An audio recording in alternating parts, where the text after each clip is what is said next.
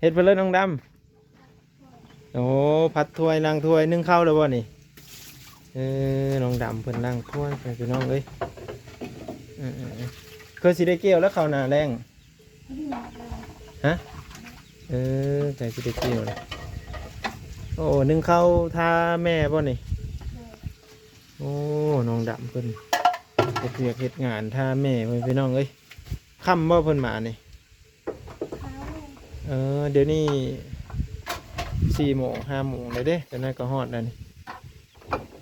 น้องดำเพิ่นหาล้างถ้วยล้างจานเนาะได้ยังได้กินแรงมื้อนี่ถ้าเพิ่นมาแต่หนาบ่น้องดำเพิ่นก็เฮ็ดเวียกเฮ็ดงานท่าพ่อท่าแม่ไปพี่น้องเอ้ยเจ้าก็ไปอันนั้นบ่ได้อยู่บ่ไปหาที่จักจั่นเดี๋ยวนี้ฮะใหญ่ๆเบิ่งบ่จับเบิ่งนี่ฮะใหญ่บ่เลยนี่หน่วยบักใหญ่นึงทุกคนเห็นบ่แกเป็นอยู่บ่แกไข่อ่ะเพิ่นได้เป็นคนต้มไข่อ่ะแม่บ่ใครจะต้มเป็นเจ้าก็ต้มเป็นนะเดินคอยทอดทอดไข่ก็ได้ทอดไข่ก็ได้บ่อันสมมุติไอ้เยอะมากินทอดไข่นำเจ้าได้อยู่บ่จะทอดได้กินหมดเลยบ่ฮะยังคือบ่กระทอดให้กินแน่ละบ่อ้าวเตียวแล้วแกเตียวทำแบบอายุหัดแกะจุ๊บแม่กับพ้าวเยอะเนาะให้ลูกแกะก้อนเลยสิเนาะตัวเลือเสียวเฮน้อง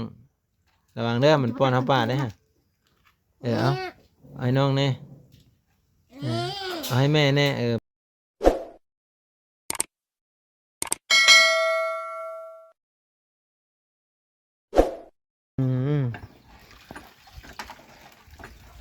น้ำคู่เดียวนี่2 แม่ลูกนี่อาบแล้วบ่นป้าทั่วสลอยคักอะไรอันนี้ฮะมันซุ่มแบบนี้มันก็สิได้เป็นมาอีเธอ2เลยนี่เนาะโหค่าเพิ่นเอามาปลูกอยู่พี่ทุกคนนี่โหค่านี่โหค่านี่คือเอามาปลูกอยู่นี่นะแปลว่าเพิ่นน่ะปลูกแข่งบ่ปลูกแข่งบ้านนางไว้เอ้าอ๋ออาบดีๆนั่งไว้เฮ้ยแม่อาบน้ำเฮ้ยไปอาบเองมั้งอาบแล้วก็หุกแถวคอเด้หุกงามเด้อ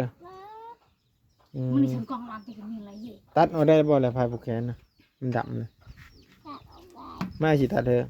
บ่ได้เอาหิมาจ้ะเฮ้ยแม่จกขี้แห่เนี่ยฮะเสื้อมาหินเนี่ยเ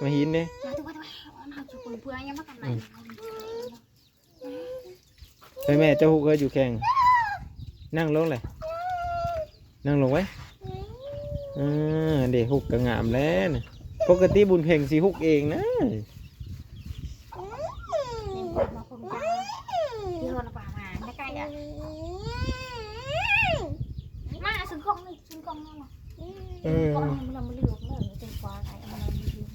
น้ำอาบไหนแบบซี่กัน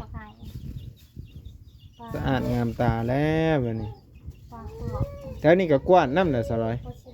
นี่แถวทางหลังนี่กวาดแล้วก็จูดแล้วก็ปลูกพักใช่ไหมเจ้าภูมิมักปลูกพักนะปลูกพักเงินบ่น่ะโอ้สีได้นำก้นเพิ่นไปแล้วสะน้องเพลงเนาะสีมักนั่นเลยเพิ่นก็มีโพอยู่เนาะฮะเน่นบ่ไม่มีก็ยาแล้วไม่มีก็เยอะหนำไปผู้สาวบ่ผู้สาวอ่องต้องนี่บ่มันก็โมดแล้วขนาดผู้สาว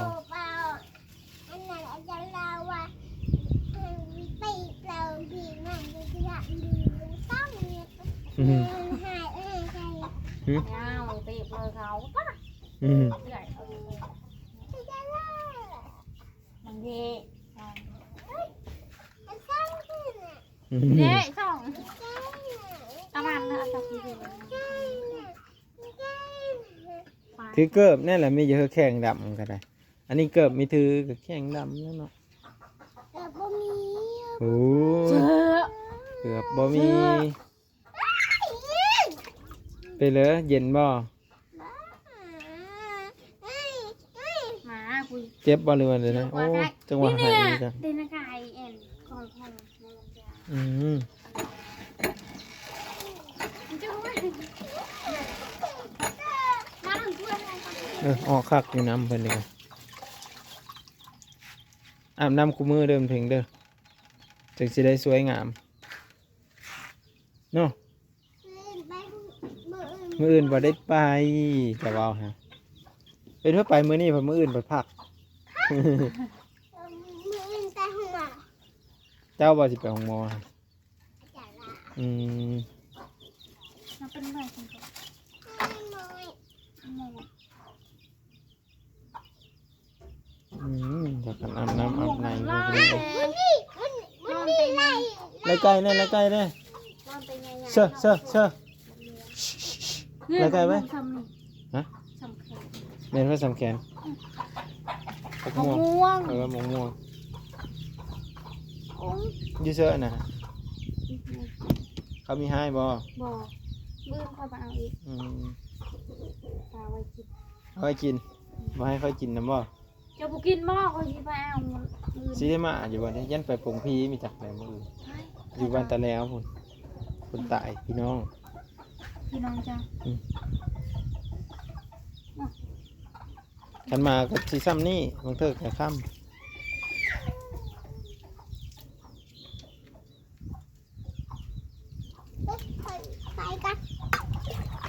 ไปซื้อแล้วอาบได้ไหมอาบไหมอาบไว้จ้วกนี่เห็นบ่ พูดบ่ ดึงเอาหน่อยกว่าขู่กับมันเต็งสบู่ได้เลยอาบน้ำอาบไหนจะสั้นแล้วขาแล้วเนาะเด้พุกกระตนกระโตพุกใส่ยูคอคือมีพุกเลยว่ามีไซส์คอนะฮะเอาค่อยๆเด้ออย่ามันบาดเด้อนี่ทางข้างนี่มันบ่ข้างนี้เอาน้ำใส่ก่อนน้ำใส่เยี่ยมค่อยหุกเด้ออย่ามันบาดเด้อบาดคอเจ็บได้เจ็บอยู่อะไรค่อยหุกครั้งนี้น้ำอาบคู่มือมันก็ขาวแล้วขนขาวเบิ้งหน้าขาวไปลอยมันถาพรวันนี้ มันเป็นหลักถาพรแม่ไม่ยัก เขาเป็นเตียวคลองเรา อ๋อบริฐานเนาะขาวธรรมชาติเนาะคนงามขาวธรรมชาติ อาบเส้นแน่นานล้างแน่นาน น่ะ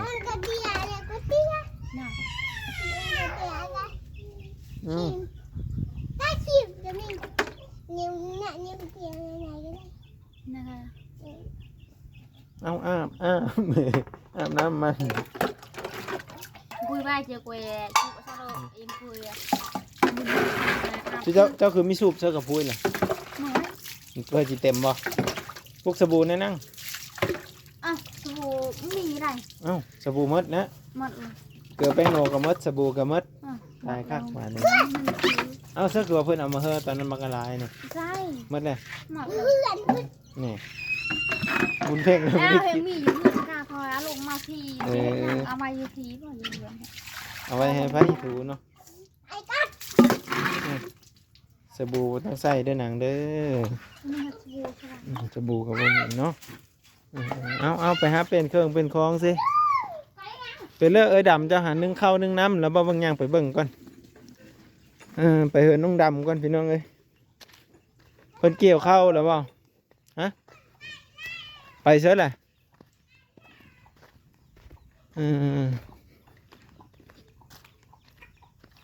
ไปทางเลยเด้เบิ่งมาเยี่ยมยามทำข้าวพวกน้องดำก่อนไปพี่น้องเอ้ยบ้านไกลเหินเคียงกันติดแทดกันเนาะเพิ่นนึ่งข้าวนึ่งปลาแล้วบ่เดี๋ยวบางก็จะมือเหินกันนึ่งข้าวนึ่งปลากันแหละ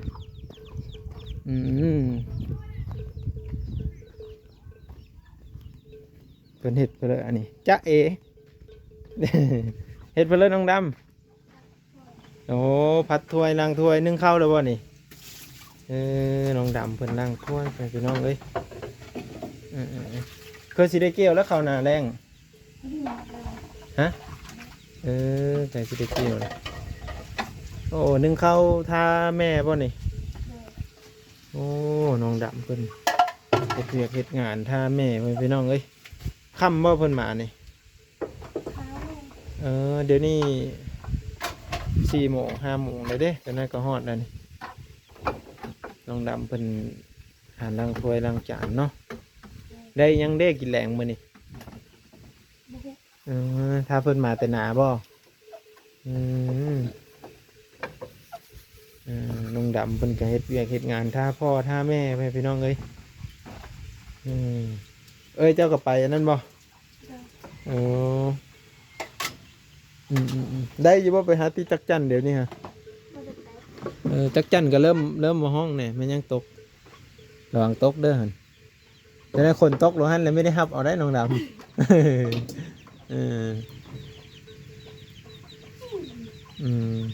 จะโบยตกมาพี่น้องโบตกมาลิ้นนำน้องเพื่อนไปพี่น้องเอ้ยก็ถือว่าดีนะเพื่อนเฮ็ดเวียกเฮ็ดงานแบบนี้นะเนาะอาบน้ำอาบน้ำเฮ็ดเวียกเฮ็ดงานเนาะเมื่อเพื่อนผูกแขนแล้วก็บ่ได้มาขึ้นทุกคนเลยไปทางเลยได้ป่ะนี่ เดี๋ยวหลัง อ๋อเด็ดท่อตกเลยได้ฮะเปิดน้ำผูไปต่อท่อต่อน้ำต่อท่อน้ำอาบเนาะเสียบเฮาพุ่นแล้วก็ออกอยู่พี่อันนี้คือเขื่อนสารบ้านซองเพื่อนพอพี่น้องอยู่ใกล้กันกับอันนั้นเนาะใกล้กันกับเสาลอยนั่นแหละเนาะ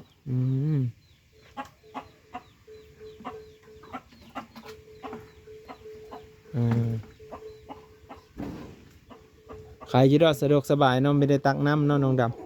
ำมันอ้ออยู่บ่เลยอ้ออยู่เนาะระวังได้มือเป๊ะอย่าไปจับไฟฟ้าถ้าไฟฟ้ามันจับคืนได้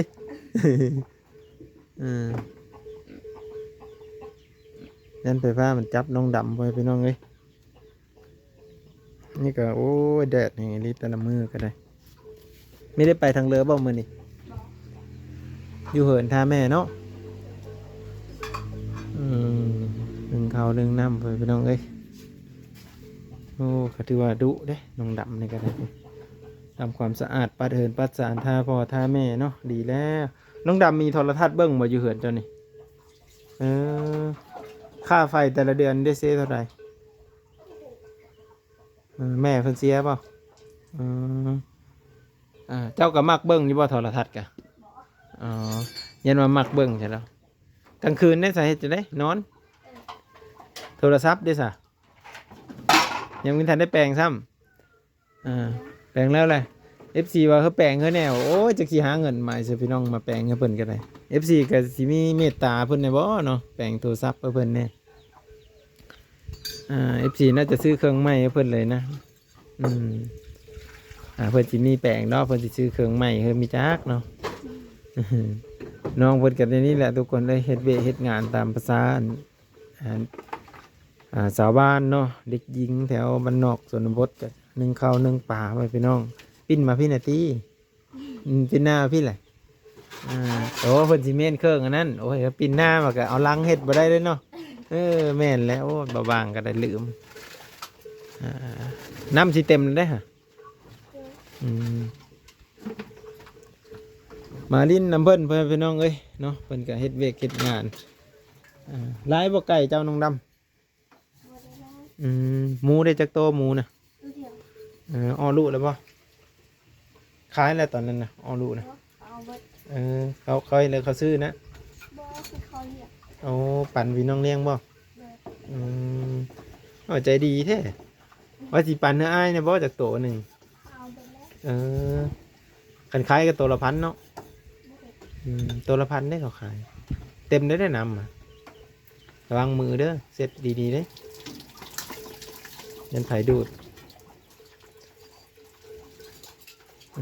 น้องดำก็เฮ็ดเฮ็ดงานเลยพี่น้องเอ้ยเนาะปีใหม่สงกรานต์นี่วางแผนไว้แล้วบ่สิไปลิ้นอยู่เสือยังอยู่บ่ทันมีเงินไปลิ้นมันเนาะขายข้าวหมดแล้วเนาะสิได้ขายอยู่บ่ข้าวหรือว่าไว้กินข้าวหน้าแสงเลยพี่น้องเอ้ยเพิ่นก็สิเอาไว้กินเพิ่นว่า เอาเราได้เงินแสนสั้นแหละเอ้าพี่น้องเพิ่นเฮ็ดเวียกเฮ็ดงานใช่ป่ะพี่น้องเอ้ยนี่บ่ก็ถือว่าจบเลยพี่น้องขยันเนาะน้องดำมื้อบุญเมืองชนได้จักไปอยู่บ่ม่วนอยู่บ่ล่ะคนร้ายเนาะคนบังไฟไว้พี่น้องเอ้าเดี๋ยววิดีโอหน้าพอกันใหม่ทุกคนเด้เดี๋ยวเฮากันถ่ายบรรยากาศในเบิ่งซ้ำนี้เนาะไปไปหาบุญเพ็งบุญมีก้อนวันนี้เพิ่นอันนุ่งเครื่องให้ลูกเพิ่นเลยบ่จักไปเบิ่งนำกันทุกคนเด้กะแถวนี้ก็คือว่าหั่นแหละเนาะมันเป็นเขตชนบททุกคนเด้ยังเข้าบ่ถึงความเจริญเลยกับการศึกษากันยังยังห่างไกลหลายเนาะบางคนเขาก็บ่ได้เน้นเรื่องการศึกษาของลูกของเต้าอีหยังอยู่ประเทศลาวนะพี่น้องแถวชนบทเนาะที่มันภาระครอบครัวมันหลายนะเขาก็เลยบ่ได้ให้ลูกเต้าเรียนซั่นๆเนาะที่จริงกับการศึกษานี่สำคัญได้พ่อพี่น้องถ้าบ่ได้เรียนหนังสือเลยนี่ก็อ่านบ่ออกเขียนบ่เป็นแหละเนาะเฮ็ดอีหยังเด้น่ะนุ่งทรงให้น้องหน่อยกว่าสิถ่ายคลิปนี่จะโดยบ่ฮะโอ้ยอย่าถ่ายคลิปเด้นุ่งทรงไหมป้อนข้าวน้องบ่นี่สร้อยบ่ป้อนข้าวน้องลูกจะได้หามีแม่น้องเนี่ยจ๊ะจะโดยแล้วบ่เฮ้ยบุญเพ่งได้บุญมีเด้จะโดยบ่บุญเพ่งกะโอ้พอจิย่างโซอีแหละเห็นอยู่บ่เห็นอ้ายอยู่บ่ถ้าแม่จะนุ่งทรงให้น้องก่อนแล้วจังสิถ่ายเนาะเห็นว่าจะกินข้าวกับยังเลยว่าสุไอฝั่งก้อนกินข้าวกับปลานะปลาตัวใหญ่ว่าตัวน้อยตัวน้อยคือกินตัวน้อยแท้คือไม่กินตัวใหญ่เลยบ่มีตัวใหญ่กินวานนี่ตัวใหญ่ตัวใหญ่กินวานนี้นุ่งไม่ดูเซอร์ฮะคือนุ่งมีถึกเบิ้งไงเลยมักทางล่างไงทางหน้าไม่ใช่เพราะเรื่องนุ่งเธอน่ะนุ่งเองนะโอ้เพิ่นว่าอยากบ่อยากโซหน้าเพิ่นว่าอยากโซหลังค่อยก็โซหน้าข่อยก็บ่ได้โซหลังก็นุ่งให้มันถึกตามลายมันนะว่าหรือว่าอยากเบิ่งอันผู้สาว3คนนะบ่นะเนี่ยผู้สาว3คนนะก็เบิ่งผู้สาวน้อย3คนเด้อันนั้นแหละนี่เด้บ่มีใช่บ่อึบอับนุ่งทรงเรียบร้อยสาวทรงแดงเอาให้น้องเนี่ยเป็นเล่นน่ะเป็นเล่นคือให้ไปมาเลยเอาให้น้องกินด้วยมาแล้วเจ๊ได้ยำบ่สาวเลยยำเลยฮะเอ็ดอมชะเลยอะไรมันเป็นกลางนะเบิ่งดีได้ยันกลางขาคออย่ากินข้าวแล้วจังให้เนาะ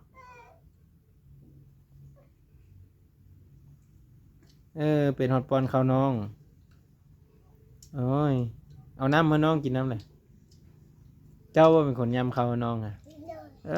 จบไม่เป็นอื่นลงมัดเลยไหมจ๊ะโตที่โรยยี่ป้าดังชะอากาศตัวดังเอาข้าวเสื้อน้ำเนี่ยคือมีต้มเอาเนาะว่าคือมีต้มเอาดิจนเจ็บท้องไอ้ผลวะต้มลงเบิ้งนู้นออกกันเราเจ็บท้องกันยังพาไปหาหมอโอ้ยจะมีเงินฮะเรือขี้ข้านต้มไม่จักเอาซะเลยฮะนี่เจอขี้ข้านต้มไม่จักเลยนี่เจอขี้ข้านต้มไม่จักมีหอบอะไรอันนี้ผักมีต้มใส่ผักต้มใส่เกลือหน่อยนึงแป้งหน่อยนึงเอาไก่ก่อนไก่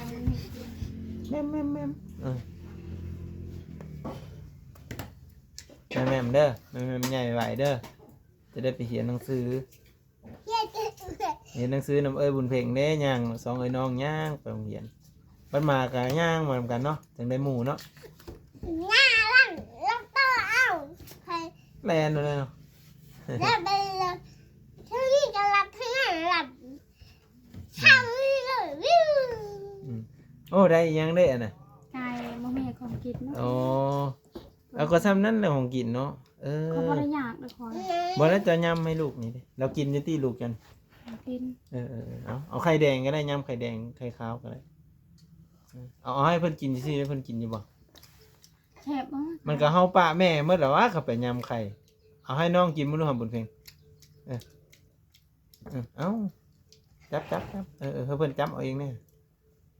งาน กินอยู่ว่าแหละ ใน เบิ่ง เจ้าองค์ตินคือว่าช้าแล้วเลย บุญมีใจเอ๋เอ็มบ่เอ็มบ่ ยังยังเจ้าตั้งโนเลย เอาบิใส่เข้าบ่ได้บ่ ใส่ เรามีแฮ เดี ง ยว มีแฮงเลย ใส่ลาย โดยเลือดชื่อ อี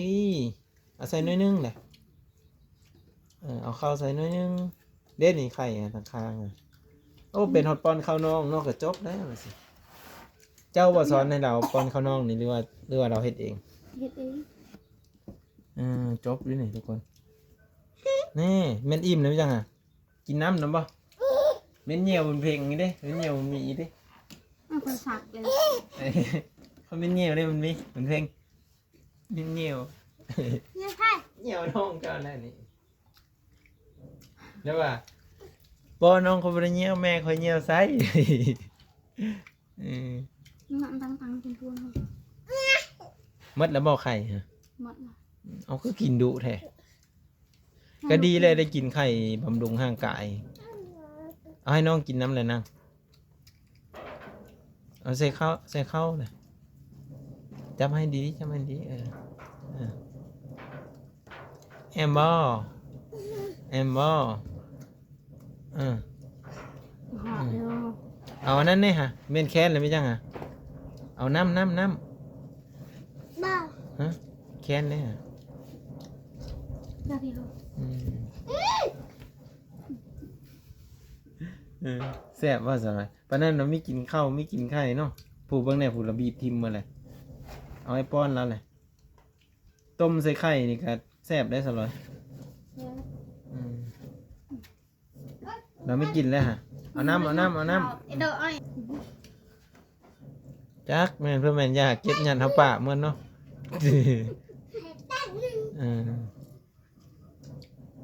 ไข่ยี่ดอกไข่กับไข่เยอะอยู่แม่งไข่น้ำเบอร์หนึ่งเลยจ้ะมีแต่หน่วยใหญ่ๆเบิ้งเบาจับเบิ้งเนี่ยใหญ่เบ่เลยนี่หน่วยบางใหญ่นึงทุกคนเห็นบ่แกเป็นอยู่บ่แกไข่อ่ะเพื่อได้เป็นคนต้มไข่อ่ะ พอแล้ว แม่บ่ ใครจะตำเต้น เจ้าก็จำเป็นนะ เดินคอย เป็นคือกัน ทอดไข่ก็ได้ เจ้าไข่ก็ได้บ่อันสมมุติไอ้เยอะมากินทอดไข่นั่นเจ้าได้อยู่บ่จะทอดได้กินหมดเลย บ้า ฮะ บ้า อิหยังคือว่าบ่กระทอดให้กินแน่ละบ่ หา อ้าว จากที่เราแก่ เตียทำแบบอายุหักเกะจู แม่กับพ้าวเยอะเนาะเฮ้ยลูกแกะก้อนเลยสิเนาะ ตัวเลิศเสียวเฮ้ยน้องระวังเด้อมันป้อนเท้าป่าได้ฮะเอาให้น้องแน่เอาให้แม่แน่แบ่ง3 ส่วนเอาปรุงใส่ขี้ดินเลยเอาคุณเพ่งคือไม่มักกินเลยกินแล้วไข่แดงกันนะ บอกเคยบอกว่าเป็นใครมาแจกตัวนี้ เมื่อไหร่มันเปิลมาเลยฮะใส่ถ้วยดีๆเลยกิน หนู กัน หนูเห็น กินกับข้าวที่กินกับข้าวไว้มันยังอิ่มไหมเอาน้ำให้น้องเลยเบิ้งให้น้องตาแค้นเลยที่หันตาดำตาแดงเลยบัด มา นี้ เดี๋ยว เอา ให้ กินไข่มันแค้นไว้เด้เอาน้ำให้น้องไปยังบ่น้ำกินนะ ไปดอกไอ้ยังไม่บ้านน้ำ น้องแค้นนั่นแหละไอ้มีจักแนวซอยเด้อนั่นน้ำ เอาให้ปลาลุงกินน้ำด้วยให้ปลาลุงกินน้ำด้วยเป็นว่าไร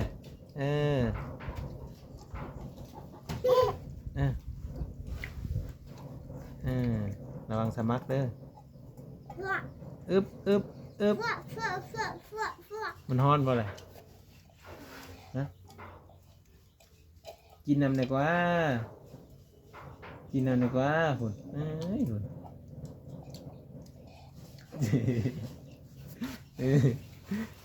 มันมี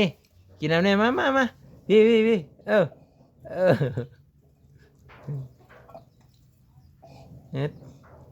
กินน้ำลายแต่น้อยๆหนึ่งกันท้องใหญ่ใช่ป่ะนี่ฮะ ขนาดได้ลายมันหอมมันน้อย มันฮ้อนแล้วมันจะกินน้ำตลอดนะ มากินเนี่ยกินเนี่ยกินเนี่ยนะกินเนี่ยนะเอ้ยมากินเนี่ยนะพี่ไหนพี่นี่คุณเอาเฮ็ดมานี่แม่นพลติดอันนะเสร็จมาปัดลงขี้ดินนะแซ่บบ่เลยอันหลังก็เจ็บเอาสำนี้เลยทุกคนเอ้ยเนาะวิดีโอหน้าพอกันไหมพ่อพี่น้อง ไม่พอขอลงวะ กอดแต่น้อยตีตีนครับไปเย็บบนนอนนั่นใกล้กินนั่นนะแอมบ่แหละแอมบ่สองไอ้น้องเอาโอ้อุ้มน้องไอ้เนาะไม่แม่นอันย้อนเข้าเธอลงไม่จักนี่ฮะเอามุนเมื่อไรน้องฮะปานตุ๊กตาเอา มันสิมุนนะ แข้งมันสิรุดเอาแต่กันเลยฮะ ตัวเอ็มใช่ เอามุนแทบผูกไข่เต็มเลยถ้าพูดแถวเหินนะเอากลับก่อนสลอยอยู่ดีมีแหงเด้อวิดีโอหน้าพอกันไหมทุกคนวันนี้ก็มาเบิ่งวิถีชีวิตแต่เพิ่นนี่แหละบุญเพ่งเอ้ยกลับกันเด้อวิดีโอหน้าพอกันไหมกลับก่อนพี่น้องค่ำนะมาให้ด้วยเหตุงานก่อน